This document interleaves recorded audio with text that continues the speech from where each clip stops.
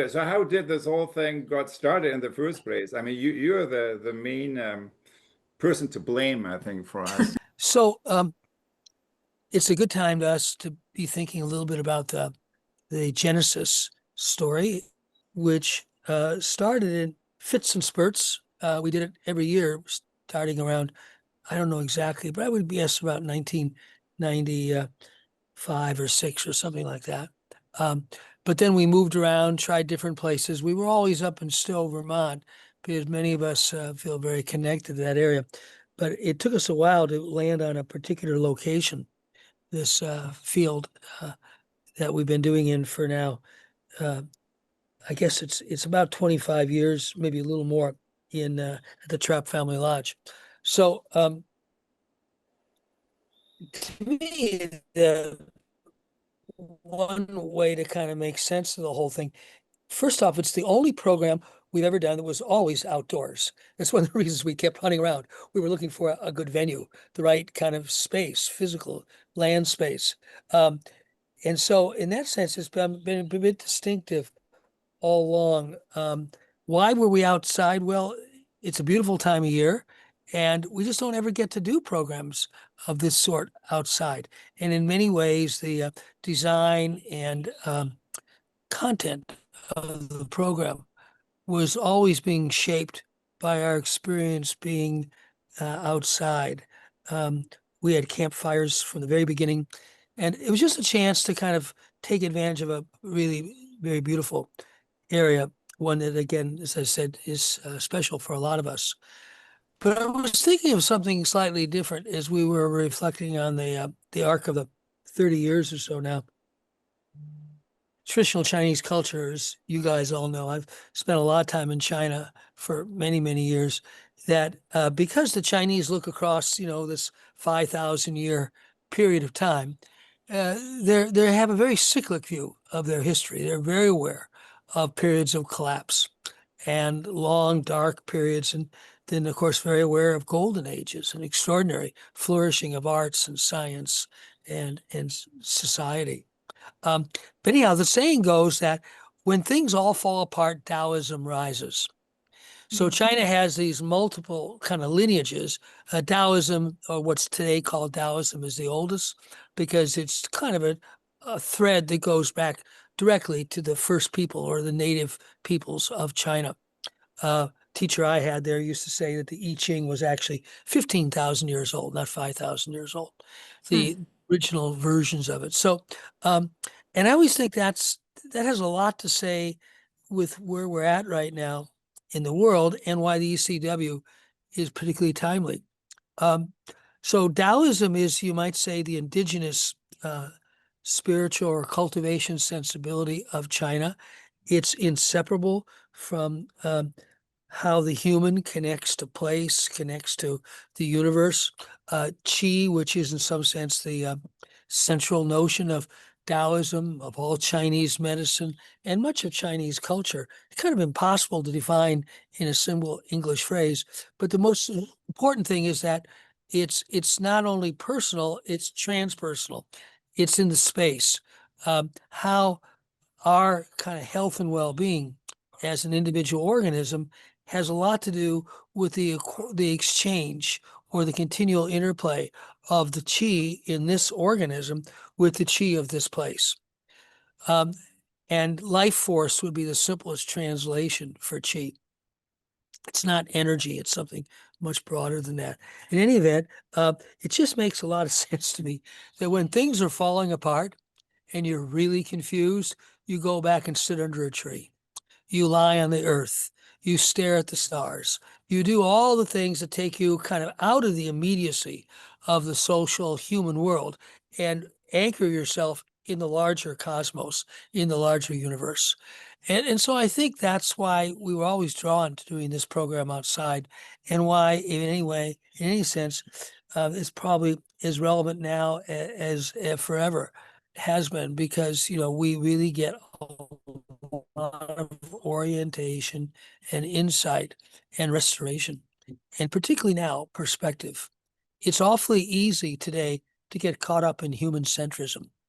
We're in such big trouble, and everywhere we look, the stress, the anxiety, the teenage suicide rates, on and on and on. It kind of brings us back to a very human-centric point of view. So this human centrism is so deep and virtually invisible to us. We really don't see it. We really just think that, well, of course, we're the most important species. And of course, life on Earth really is all about the humans. Oh, then there's all these other species that are there for our use or we have to get along with. But I think it's, if there were two elements which really define indigeneity to me, it's deep connection to land and letting go of the fact that you're such a big deal, not just you individually, but your species. I was talking with a friend recently who's done years and years of work with kids, young kids of all sorts, from all backgrounds, doing vision quests. And he said he's concluded that real vision quests, which typically might be done at ages of 12, 13, 14, 15, he said you always find out three things. You're not such a big deal, the universe is spectacular, and there's a place for you. So it's a really nice summary. You're not such a big deal, the universe is spectacular, and there is a place for you. So I think that kind of recentering, if there's a word beyond all the fear and anxiety and difficulties we face that really expresses to me what we need right now is perspective. We're not such a big deal. The universe is a spectacular place, and there is actually a place for each and every one of us. So the ECW has been a wonderful opportunity to return again to these kind of questions of, who are we in the context of the life on this planet and in this part of the universe. I think I'm going to turn it over to you, Arawana, to talk a little bit how all this kind of thread that's defined ECW made such a natural and hospitable environment for your work with the embodied knowledge and embodied cultivation of presence. Thanks, Peter. Thank you for what your words kind of evoke in us.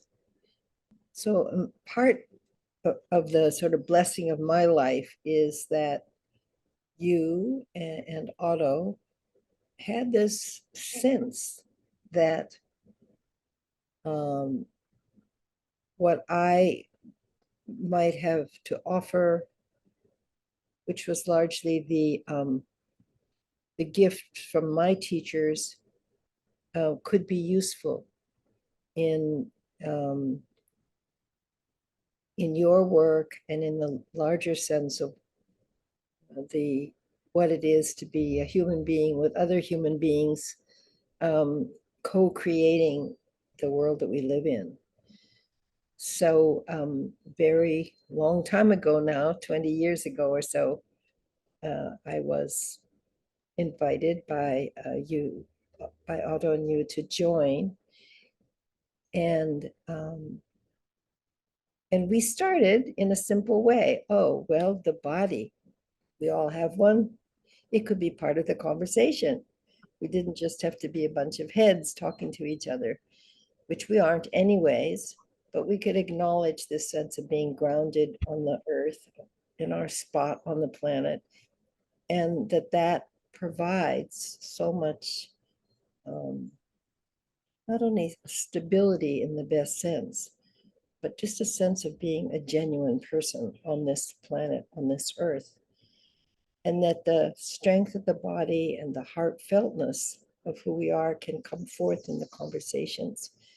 So that was a blessing. In the early days, we had awareness practice, and we had it as an optional in the morning. And a few people maybe were a little interested. What is this mindful aware? Maybe they've heard of it before.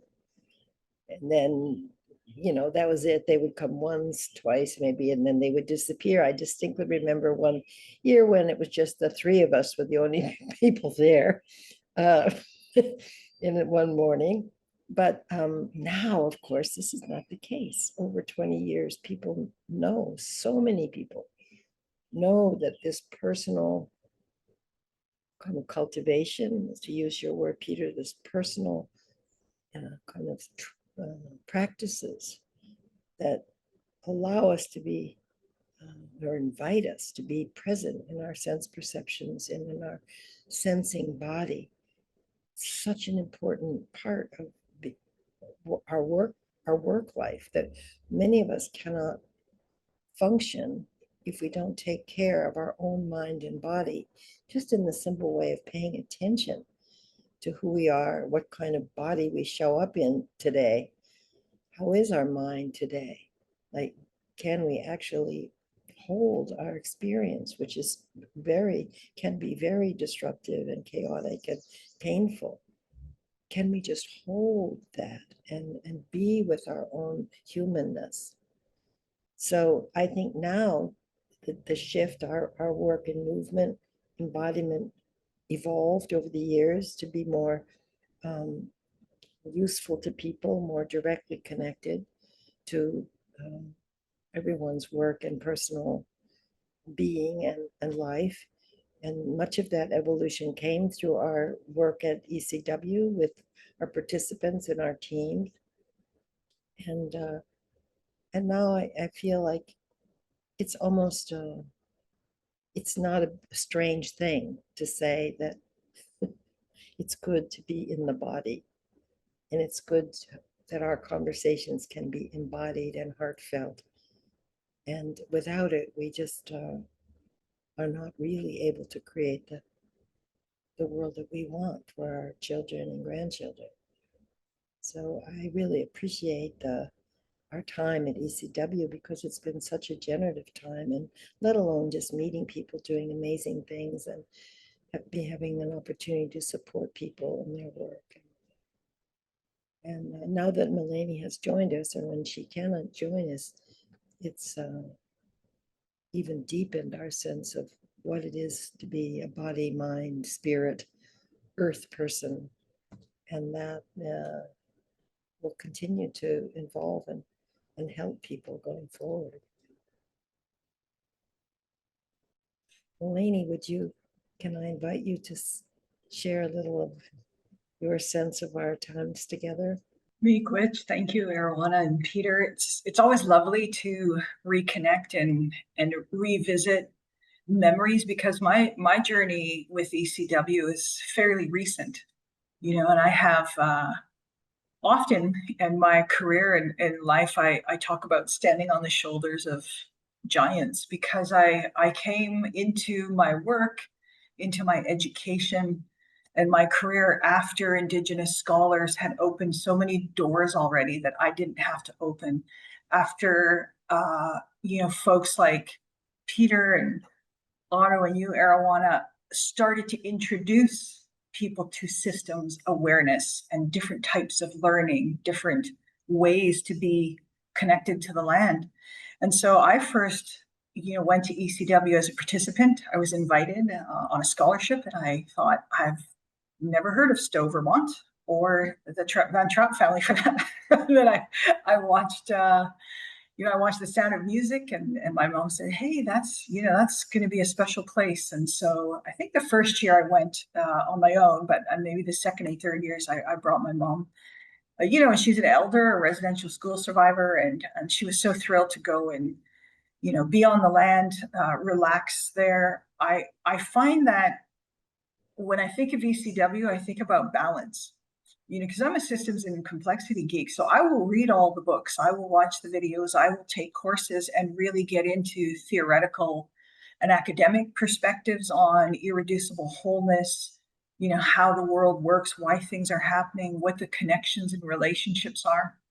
But I'm also very fortunate to be in ceremony, to sit with elders, to be relearning my language. And so from those perspectives, there's a balance in, when we talk about ceremony, for example, as a way to seek knowledge, as a way to connect to our Earth Mother. There's also, risks of appropriation. There's risks of people not having the opportunity, though, to know what the protocols are. And so as we've spent time together, and I've, introduced people to ceremonies from my perspective, which is just one Indigenous perspective, one person, one culture, Anishinaabe or Ojibwe, people have been very respectful, and it's the principles or the teachings of it. You know, you can elevate daily activities or rituals to ceremony by your intention, by your humility, you know, by gratitude. And so many of our ceremonies, which have a lot of protocols and teachings to them, ultimately bring forth those types of, you know, ways of being humble, of living with gratitude. That grandfather sun and grandmother moon are there, that we don't take for granted, that grandfather sun sings us awake, you know, every morning. And I think those are really different thresholds for people in contemporary society. There's people living in total urban environments, you know, where going into a park or, you know, noticing the sky, if they can see the sky, that's the threshold for them. And then bringing in a sense of gratitude can elevate that morning walk, going down to get coffee, you know, at your cappuccino at the local cafe. It's recognizing that none of that would happen without Mother Earth and the gifts, you know, fire, water, air, the elements. And so many cultures around the world have those teachings. There's been a bit of a disconnect and disenchantment with those ways in a society, you know, focused on capitalist accumulation, thinking of the world as, you know, natural resources there that serve us. So that whole disconnect of heart and mind, nature, you know, we don't have a word for nature. And maybe that's what, you know, I think about when I think of ECW. At one point, I was reading a lot in my studies and hearing the word environment, nature, biosphere. And I texted an elder back home, Albert Hunter, one of the elders on my speed dial, my Rolodex, just to age me. I love it when some young folks, I say things and they're like, I don't know what that means. Anyway, on my own Rolodex, which is on my phone now, I texted this elder and I said, how come I never hear our elders in English, you know, talk about connect to nature or connect to land? He said, because we don't have a word for that. Our word is Gidakimanan. And Gidakimanan means everything. It means everything in creation: the sun, the moon, the stars, the mountains, the rivers, the four-leggeds, the winged, you know, all the animals, the plants, the medicines.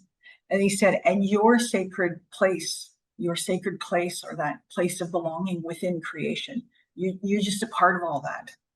And there's no separation. And that's encoded in our language. And so, you know, the geek in me loves the entanglement, you know, quantum physics systems side of things. And the geek in me also loves that encoded in my ancestral language is this, you know, irreducible wholeness and relationship with the natural world, you know, all the beings around us. And I got to explore that. And ECW really did introduce me to that opportunity to meet, you know, kindred spirits and write papers and finish my studies, but also to come back as a faculty member and meet people who are also kindred spirits that, you know, see what our prophecies say, you know, see that choice that humanity has before it to continue life on this planet in a good, healthy way, or to make decisions that lead us, you know, down a path of continued exploitation and destruction. And I don't think we really want that. You know, certainly if we're thinking about Mother Earth, we don't want that. So, yeah, so it's an opportunity to sit in circle and be amongst the tall trees and the mountains there, amongst each other, the humans and the non-humans as kindred spirits. That's what ECW means to me, and I get something out of it every year. Miigwech. Miigwech, Melanie. It also reminds me of what you ended with, Melanie. What brings me back every single year, because it's kind of that's when I returned back from Europe to North America, and it's like a pre-beginning of the academic year. So it's kind of resetting my clock. It's kind of my grounding, really, kind of going full circle in the year, reflect on what happened and reset the intention. So it's part of my own annual support structure, I would say. And So listening to the three of you is reminded me really of the what makes it for me effective. Kind of the three. There's like maybe three core elements. So the first one is kind of a grounding. There's a grounding in the land. It's very place-based, as Peter said. We are out there, kind of we are on the meadow, kind of that's out in the open. It's really it's a special place, and that's kind of part of the magic, really. But then there's also a grounding that each of us brings their own societal practice, right, of institutional change. Melanie, kind of you're like vice president of a higher ed institution. And the rest of us also is involved like in many significant initiatives of change one way or another. So we come there as practitioners who are not, who are, not just kind of looking at what's happening, but we are part of it. Kind of we are in the field, kind of we are kind of, that's kind of part of our annual routine of sense making and learning and also renewing, right? Reconnecting with the source. So I would say that's the grounding. And then kind of the two other elements is on the one hand, systems thinking, kind of what Peter referenced a little bit. That's really the foundation methodologically, kind of, you could say from Lewin to Senge, Shine, Argyris, everyone there, kind of that methodological tradition we are very much part of, and we are extending it into something that we call awareness-based systems change. So that's really the one of the other two elements. And then there is awareness-based practices, kind of what Arawana talked about, what you talked about, Melanie. And also, Peter, you alluded with Taoism, because kind of these awareness practices in part are grounded in all the different wisdom traditions, including the indigenous wisdom traditions. But in part of, we also further evolve them, right, to the current moment, kind of particularly the more collective dimension thereof. And that's an example is Arawana, kind of the work around social presencing theater that you have been developing and pioneering at the Presencing Institute. And that is really kind of part of the methodological backbone of the sense making, right, that we have there when we sit in the circle or in smaller circles. So that's, I would say that's kind of somehow growing together. And in that way, I would say the constellation or the composition of us as the core faculty there are also kind of embodying the evolution of our field, right? Kind of from, it's the broadening and deepening of systems thinking towards all these dimensions I just mentioned. And we all hold all pieces of that, but, of course, we have like different emphasis and different primary groundings. What are examples of what came out of that? I mean, that's also something I'm noticing. Sometimes there's, it's not just about reflection and setting intention, but it has been the launch of quite significant initiatives of change multiple times. Just to give a few examples, kind of. So one is kind of the Sustainable Food Lab that and it's one of the most successful interventions really in moving the mainstream food system towards regenerative food and making that available to everyone. Then there is, a few years ago, we had a participant who set up a network supporting people in transition, particularly people who through over the past few months kind of lost their job here in government and kind of are really in need for transition support, and kind of, so that's a volunteer network of multiple thousands of people that, and the idea of that was born here. And then I recently talked to somebody who, in one of the practices formed an idea of what he wanted to do moving forward, which is creating a company around AI as a force for good. And that's kind of what he has been launching and is now moving forward in quite impressive ways. So there is, so yes, it started very small. I mean, he was there as an individual, right? And he had some of those aspirations before, but it really clicked together in one particular practice, as he mentioned, and that made him, pull out all the stops and to go for it. And so those are just kind of three examples that just come to my mind. And but the main thing, and maybe one thing to close on, is 2025, right? If we zoom out, what do we see? We see transformation. I mean, that's kind of what all of us have been working on for decades. But the truth is that transformation that we see happening in this year is often sometimes going in a desirable direction and often also going in the opposite direction. That's also true. So we are not in a moment where more of the same and just cheerleading, and celebrating our small successes is what we need to do.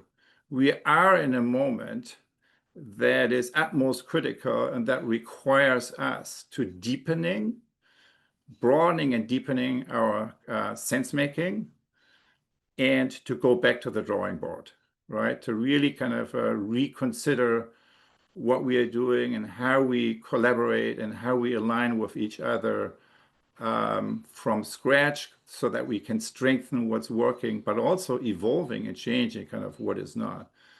That we believe is the call of our time, and that's kind of what's happening, also kind of in the midst of all these contexts that we just shared with you. And that is certainly what draws me back into the circle once a year when we come to August. You're on mute, Peter. Restoration is a word that really comes to me as I listen to the three of you. Nature is infinitely regenerative, infinitely restorative. It's easy to feel really discouraged. It's easy to feel fearful. It's easy to feel like, well, there's a bunch of good ideas, but now we see what's really happening. And what's really happening is kind of a collapse. I find collapse a very interesting metaphor. I think it's terrifying only if you think what we have is the only thing that could ever exist. Like if you kind of have this myth of progress, which of course is a fairly recent, last couple 100-year-old idea in the Eurocentric cultures, that every year you're kind of advancing, and material standard of living is kind of like the ultimate metric for the myth of progress. And you see the present way of living is like the end of this long arc of like endless development. It's a kind of weird story, but it's the story that many of us grew up in. And if that's the story we grew up in, then collapse looks like the end of everything. But if you look at it more as, as everything moves in nature, there's an element of cyclicality, virtually, absolutely. Humans develop ways of doing things which work and then stop working. Most old cultures, I might say old now, and let's say 10,000 years or more, have lived through collapse. We used to do a lot of work. Otto was part of this too, in the Mayan region of Mexico and Guatemala. The Mayan region, the Mayans had an incredible monument building culture, the quote classic Mayan era, which pretty much fell apart about 1,000 years ago, and then forest, and the culture's still there. People still speak Mayan and Quiche Mayan, but that kind of cycle of a particular way of organizing yourself and a particular set of focuses, and obviously a particular set of priorities, came to an end. Like everything that's manifest or material does come to an end. So I actually think this is a time when obviously it's scary, but collapse is not the end of everything. It's just the end of a way of doing things. So again, that's why I think in times like that, you go back to nature. You go back to sitting under a tree, lying on the ground, staring at the stars, and you go, oh, yes, those stars weren't always there. They come and they go, even the stars. Melanie, Arawana, any closing thoughts? I mean, one thing I can say is, to me, really, for me, the core intention of what we try to do there is activate agency, right? So we see a massive loss of agency across the planet. And obviously, we live in the AI moment as a global community. And there's no shortage in positive personal intentionality in people across the planet. What we have shortage of is conditions that allow these personal positive intentions to manifest into agency, individual and collective agency. That's the missing piece. And the ECW is a little microcosm of, creating conditions that allow this intentionality to be connected with and to be activated in agency. So that's a little bit what also brings me there. And I think it's the environment that we are trying to create together and to co-hold together. I also don't think there's a shortage of wisdom on the planet, but there's a shortage of how you would access that, how that can come forth, and so that action is connected to wisdom and to wise and compassionate and intelligent in that way. So I think that also ECW gives us the time and the space to sort of recognize our own capacities, both in terms of how much we care about this world and each other as well, and that motive force is a very strong one for agency and action. Last fall, I had an opportunity to spend some time with an elder, and he's Lakota. His name is Tiokasin Ghost Horse, and I had done his radio show, and we had done podcasts, and Arawana, Tiokasin, and so I was down in the Hudson Valley, and the building that we were in kind of had some elements to it, really quite strongly, actually, that looked like Indian residential schools. And I had some elders with me, and some people were really, feeling that architecture and bringing up memories that weren't too pleasant. And I said to Tiokasin, did you feel that when you came here? And he said, no, what I felt was, West Point across the river, where soldiers were trained to come into our territory. And, he said, I had to make peace with that. And as I was listening to him, and we would yarn, or we would have conversations about systems and complexity, I always enjoy those conversations because he would, and this is often what elders do, is I tend to think in my colonized mind about things more like metaphors, but they're thinking about it as the actual tangible experience of something. And so we were talking about the stars, and we were talking about other relatives and listening to them. And so what he talked about was intuition. And he said his grandmother and his family used to say, you cannot speak Lakota without having an intuition about how to speak it. And so when I was talking to him about systems and complexity and the conversation that was really kind of organic we were having, he said, that's the closest to intuition that I've experienced in speaking in English, because I don't speak Lakota fluently, and I'm not Lakota. And I think that's when, we think about sort of a generative space together and being in relationship, which ceremony certainly helps to bring us into that feeling and that connection with the medicines and with each other. But being in that type of a space is rare. That's what I think. I feel like people crave that, and when they experience it, it presents itself as mushkiki, as the medicine they didn't know that they needed. Like something is missing. What is it? And I think agency is medicine.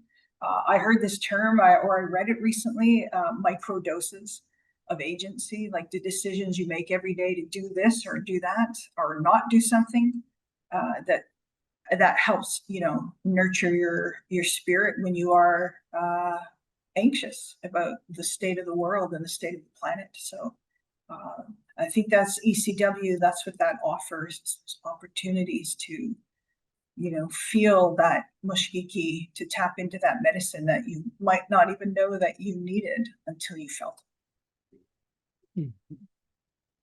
Thanks, everyone.